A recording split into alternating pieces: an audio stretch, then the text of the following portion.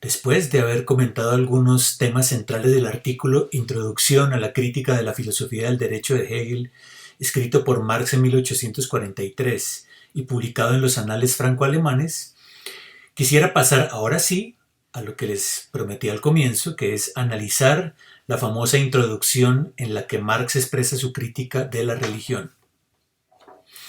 Allí encontramos frases que se han hecho célebres, tales como el hombre hace la religión no hace al hombre, la religión es el opio del pueblo, y la religión no es más que el sol ilusorio, pues se mueve alrededor del hombre hasta que éste empieza a moverse alrededor de sí mismo.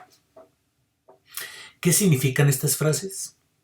Para averiguarlo, tendremos primero que ocuparnos brevemente de la filosofía de la religión de Feuerbach, de la que Marx toma estas ideas, para luego ver de qué modo las desarrolla, y esto nos va a tomar un video un poco más largo que los anteriores.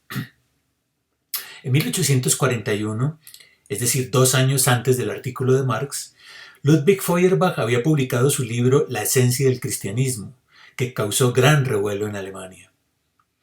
Ya desde algunos años antes, Feuerbach había venido trabajando en una crítica a Hegel que luego se volvió la lectura oficial que tenían los jóvenes hegelianos del gran filósofo alemán. Según Feuerbach, el verdadero sujeto de la historia, más aún el verdadero sustento ontológico de la realidad humana, no es el espíritu absoluto o la idea, como decía Hegel, sino la especie humana misma, entendida como ser genérico, Gattungswesen. El hombre como especie natural, corpórea, sentiente y racional. Este giro antropológico de la filosofía hegeliana, operado por Feuerbach, será clave para entender la filosofía de la praxis desarrollada por los jóvenes hegelianos. Decimos entonces que en su libro La esencia del cristianismo, Feuerbach lleva este giro antropológico hacia el campo de la teología y de la religión. Si el hombre mismo es el sujeto de la historia, entonces, ¿qué es la religión? Para Feuerbach, la religión es una ilusión según la cual el hombre proyecta sobre un ser imaginario lo que en realidad son sus propias cualidades genéricas, pero negándolas. Es aquí que surge la categoría de alienación, que será tan importante luego para Marx, como veremos. La creencia en Dios o en los dioses se basa en la falsa idea de que el hombre no es sujeto de su propia historia, sino que su vida se halla determinada por fuerzas exteriores a él mismo.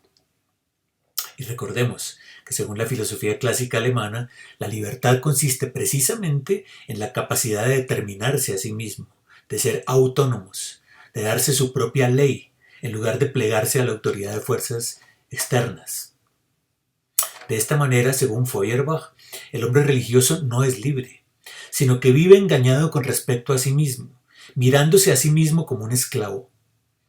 Al negarse a sí mismo, el hombre religioso deja de ser sujeto. La religión es la negación de la esencia del hombre y, por tanto, el empobrecimiento y la servidumbre del hombre. Ahora bien, en la Ilustración y la Revolución Francesa, Feuerbach detecta, como los demás jóvenes hegelianos, el amanecer de una nueva época de la historia de la humanidad. Pues precisamente el logro de la modernidad ha sido el de proclamar al hombre como sujeto. Es por eso que los jóvenes hegelianos inmediatamente entendieron que la modernidad demanda necesariamente la superación de la conciencia religiosa, es decir, la desalienación del hombre, su emancipación definitiva. La religión corresponde a una larga época de infancia de la humanidad, que por fin ha terminado. Durante este largo periodo, el hombre era como un niño, un menor de edad, como diría Kant, que necesitaba de tutores, necesitaba encontrar apoyos fuera de sí mismo. La edad de la religión, sin embargo, ha sido necesaria para que el niño fuera creciendo y aprendiendo a medir sus propias fuerzas. Y aquí está de nuevo el motivo de la dialéctica hegeliana. Para poder tomar conciencia de sí mismo, el hombre ha tenido primero que negarse, que alienarse de su propia esencia. Ha tenido que dar un largo rodeo metafísico y teológico. Pero con la llegada de la modernidad, este sueño teológico ha terminado y ha llegado el momento de negar esa negación, es decir, de realizar el movimiento de superación, Aufhebung, del que hablaba Hegel. Solo a través de este movimiento asuntivo se abre una nueva época para la humanidad. como puede observarse, este proceso dialéctico de emancipación a través de la enajenación es el mismo que Marx reproduce en su caracterización de la Revolución Alemana, tal como lo vimos en el video anterior. Esta idea de la supresión de lo negativo, a través de una negación todavía más radical, está ciertamente anclada en la teología y en la espiritualidad del mundo protestante. La idea en suma de que en el sufrimiento reside la posibilidad de la transformación. Cuanto más se hunde la vida en la enajenación, cuanto más se experimenta la imposibilidad de la autodeterminación, mejor será la posibilidad de que ésta surja. Marx dice que para que se produzca la revolución en Alemania, recordemos, es necesario el sufrimiento extremo de una clase, el proletariado, que debe llegar hasta el fondo, hasta el sacrificio de su propia humanidad, para que ésta pueda emerger en el último momento. Es a través de la aniquilación de sí que la vida surgirá de entre las cenizas. Bien, pero regresemos a la introducción del texto de Marx. Marx se tomará muy en serio el libro de Feuerbach y la crítica de Feuerbach a la religión, pero sin embargo le dará una interpretación que va más allá de Feuerbach. Lo que muestra Marx es que la religión opera como una especie de distractor que impide que el hombre tome conciencia de su miseria real en este mundo. Nótese pues, no es solo que el hombre transfiera a Dios lo que niega de sí mismo, sino que eso que niega de sí mismo son sus condiciones reales de existencia. Esas condiciones que son precisamente las que producen la religión. O dicho de manera más clara, la negación religiosa de las condiciones sociales de existencia impide que el hombre tome conciencia de sí mismo, de sus potencias enéricas. Y en la medida en que esto ocurre, pues la religión florecerá. ¿Y por qué? Porque la religión opera en realidad como una especie de droga que ofrece al hombre una compensación imaginaria del sufrimiento que padece en la vida real. De ahí la famosa frase de Marx, cito: la religión es la queja de la criatura en pena, el sentimiento de un mundo sin corazón y el espíritu de un estado de cosas embrutecido. Es el opio del pueblo. Fin de cita. En la religión, el hombre encuentra ilusoriamente la felicidad de la que no puede gozar en la vida real. ¿Y por qué no puede gozarla? Pues porque las condiciones reales de existencia, vale decir, las condiciones económicas, sociales y políticas, impiden que el hombre despliegue libremente sus potencialidades como ser genérico. Bien. Marx, entonces, estoy diciendo, va un poco más allá de la lectura de Feuerbach, en el sentido en que afirma que en la religión el hombre encuentra un consuelo por la miseria que debe soportar en este mundo. Pero ese consuelo es tan ilusorio como el acto de consumir una droga que le permite a alguien escapar de sí mismo, evitar tener que vérselas con la realidad de su propia miseria. Al igual que Feuerbach, Marx piensa que la humanidad está entrando en una nueva época. El hombre ha empezado a ser consciente de que su miseria en este mundo se debe a condiciones económicas y sociales que pueden ser cambiadas a través de la política. La Revolución Francesa fue un primer campanazo de esto. Los hombres ya no están dispuestos a seguir soportando humillaciones, desigualdades, esclavitudes. Han empezado a tomar conciencia de la dignidad de ser humanos y están dispuestos a luchar contra toda forma de inhumanidad. El hombre, dice Marx, ha entendido que este mundo es su mundo, que es el único mundo que tiene y que debe por ello luchar para transformarlo y convertirlo en un mundo verdaderamente humano. Y eso significa que ha llegado la hora de negar la religión, esto es, de superarla, Aufhebung. Bien, aquellos que como Bruno Bauer, el otro joven hegeliano, e incluso también Feuerbach, insisten en que el objetivo de la crítica debe ser únicamente la crítica de la religión, se equivocan, dice Marx.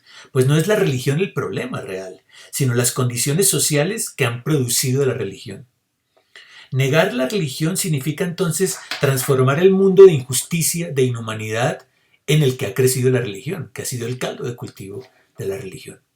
Por eso, la crítica de la religión, aunque sea el fundamento de toda crítica, ha terminado ya en Alemania, nos dice Marx. ¿Qué resta ahora? abrir paso a la realización práctica de esta crítica, a la transformación política del mundo. Por lo tanto, la superación de la enajenación religiosa es fundamental, pero lo es más la superación de la enajenación social, que es la que produce la enajenación religiosa. Pues la enajenación religiosa estimula la resignación y la aceptación taxativa de las injusticias sociales, como ha quedado claro pues, en la frase que acabo de leer de que la religión es el opio del pueblo. Por eso, me parece que el ateísmo identifica ciertamente a Marx con Bauer, con Feuerbach y a los otros jóvenes hegelianos, pero a diferencia de ellos, Marx no convierte el ateísmo en una ideología, en una fanática consigna filosófica que hay que imponer a toda costa, como hacía Bruno Bauer. Marx entiende que la alienación religiosa no es la primera, sino que descansa sobre la alienación del hombre frente al fruto de su trabajo, como veremos más adelante. Esto todavía no lo está diciendo aquí en el texto de 1843, pero lo dirá muy pronto en los manuscritos.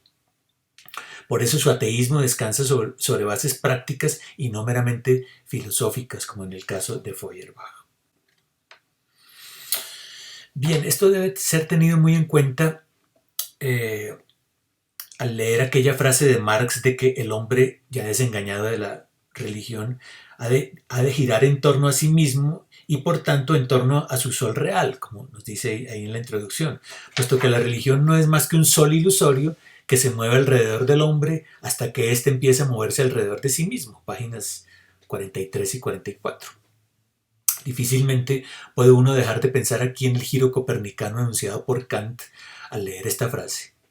Recordemos que en Kant la metáfora hace referencia al modo en que Copérnico entendió que no era posible explicar racionalmente los movimientos celestes sin asumir la hipótesis de que es la Tierra la que se mueve alrededor del Sol y no el Sol de la Tierra. En Kant significa que solo podemos tener un conocimiento adecuado de las cosas si asumimos que el objeto depende del sujeto para ser conocido. ¿Y qué significa esto en Marx? Sencillamente que no es Dios sino el hombre quien ocupa tanto el lugar del sol como el del sujeto. Esto es lo que toma Marx de Feuerbach, como veíamos. Marx empieza a convencerse en 1843 que la actualización de las capacidades genéricas del hombre, que son universales, solo podrá hacerse cuando existan unas condiciones sociales adecuadas para ello. Condiciones que, como vimos, todavía no existen en Alemania. Bueno, resumamos entonces. ¿Qué es aquello que Marx toma directamente de Feuerbach? Sin duda, más que la crítica de la religión, el concepto de hombre como ser genérico, Gattungswesen. La crítica de la religión no es un fin en sí misma. Su objetivo es mostrar que todos los predicados que atribuimos a Dios en realidad pertenecen a la naturaleza humana. La naturaleza humana, posee características universales. La noción feuerbachiana del hombre como ser genérico significa que la especie, que no debe ser entendida aquí como una noción biológica, posee capacidades esenciales que se actualizan en el curso de la historia. La mejora moral de los individuos se dará entonces cuando existan condiciones para el despliegue de las facultades genéricas. Es decir, cuando estos individuos puedan participar en el desarrollo de potencias preindividuales que son comunes a toda la especie. Esto es lo que significa la idea del hombre, el concepto del hombre como ser genérico. No es el individuo, sino la especie, la sede de esas potencialidades. Más aún, la finalidad propia del hombre es el despliegue máximo de sus potencias genéricas. El desarrollo moral de los individuos dependerá entonces, como ya lo había visto Aristóteles, de la creación de una polis, una forma de comunidad capaz de favorecer las capacidades, aptitudes y virtudes del hombre. Con otras palabras, la realización moral solo es posible dentro de un orden social y político que haga posible su máximo despliegue.